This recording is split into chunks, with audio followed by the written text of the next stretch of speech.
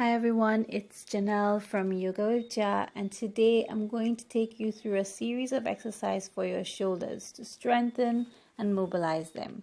First, reach your hands out and we'll begin with protracting and retracting the scapula. So first we move the shoulder blades forward and away from each other, widening the back.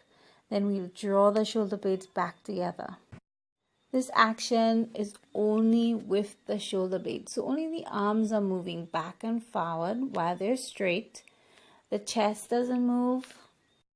Now let's take the shoulders up and back, exaggerating the movement so that we really draw the shoulder blades back together. Take them high up the rib cage and then squeeze them together in the back. Then reverse it and go in the opposite direction.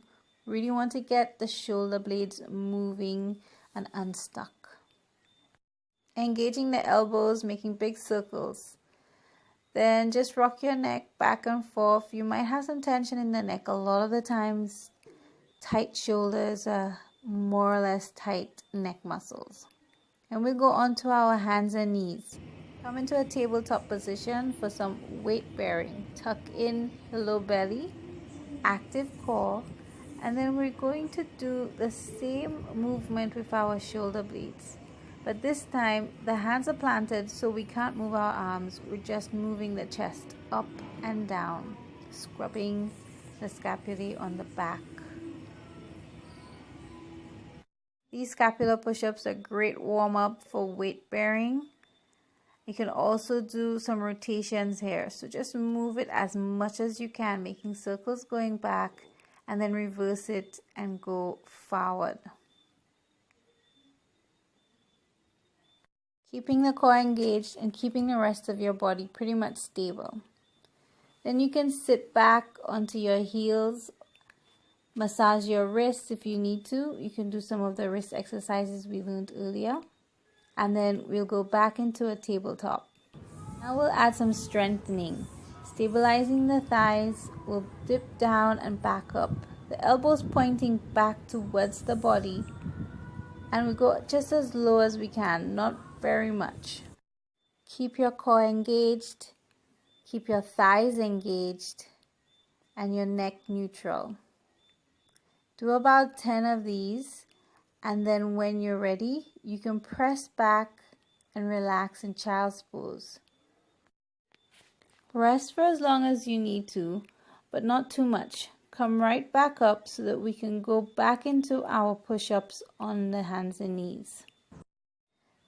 This time we'll challenge ourselves to go a little lower. These may be harder so you can do less, but you really want to feel this in your body and notice where you're compensating if you are anywhere. Maybe about after 5, you can take a rest and press back. Just before we get back into it for 5 more. Again, keep your core engaged and the rest of your body active, but still just bending at the elbows. Once you've done 5 of these, you can now rest this one round.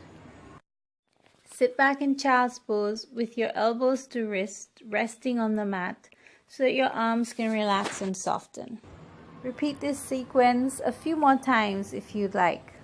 Now I'm going to demonstrate going into baby crow and crow. For baby crow, your feet stay low on the floor and you can take your toes up. So knees into the armpits. From elbows to fingertips are flat on the mat.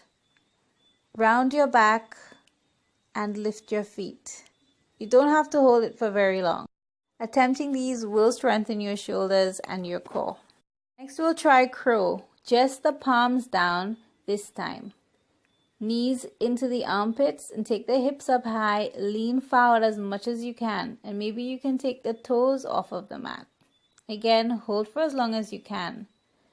When trying crow, think about arching your back just like cat pose, drawing the belly in, and hugging the inner thighs together when you lift your feet.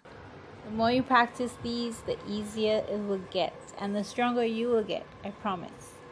Thank you so much for practicing with me today.